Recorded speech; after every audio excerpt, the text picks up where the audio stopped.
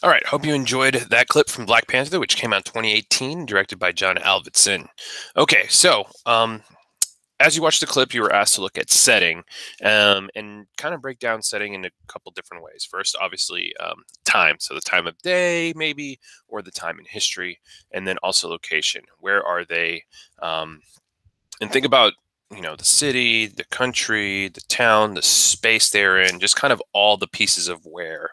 And then the other thing you want to start thinking about when you think of setting is culture, right? So not just when and where, but what about these people is interesting or unique or different, okay? And when you break it down like that, you start to maybe notice more than you would have at the beginning. So it's present day, and it's daytime. Maybe that's significant, maybe it isn't, but we definitely know that it's daytime and present day. 2018, 2020, what have you. All right, the location. So we're in Wakanda, Africa, which is a fictional country, but it's meant to uh, act like a real one. And it is hidden.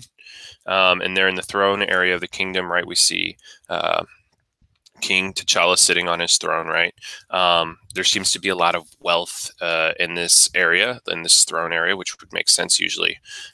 Kingdoms are the throne area of a capital or castle or kingdom is has that image of wealth, and there's lots of technology, so it makes it look further into the future than it is, even though it's present day, and that's a big part of what's going on there. So, what do you notice about the people and what they seem to value or not value? So, one of the things that's in here, you probably notice right away, is that the clothing that these people are wearing looks different than we do, and they have some stylistic choices of piercings and tattoos and things that are not common, at least in the United States, right?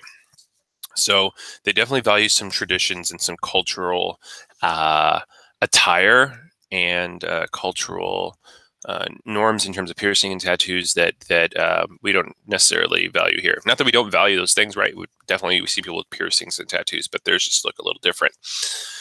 All right, there seems to be a value on family. Once they realize that Killmonger is actually blood relations, and the whole tone changes, right? And there's a sense of respect for the former king, who's T'Challa's dad, who's not in the scene. He passed away in one of the other movies. So there's definitely a lot about family here and that importance here. Obviously, traditions. They have a tradition where if you are a blood relative, or if you have blood rights to the throne and you challenge the king, then you can fight him for the throne, right? And so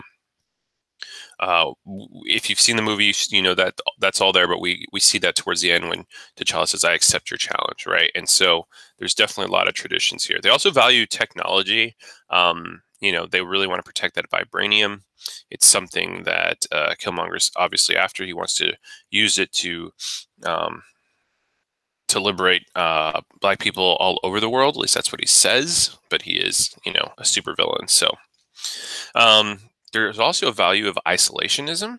Um, and so world history term there, right? Or maybe a geography term from your freshman year. But this idea that we're going to keep to ourselves, we're not going to interfere with others. The best way to promote peace is to stay peaceful and stay unengaged, right? With other countries or other affairs. And that seems to be what the people of Wakanda and at least King T'Challa believe is what's best. And they believe in peace, right? He does not want to start a war. He doesn't want to fight people for the sake of fighting.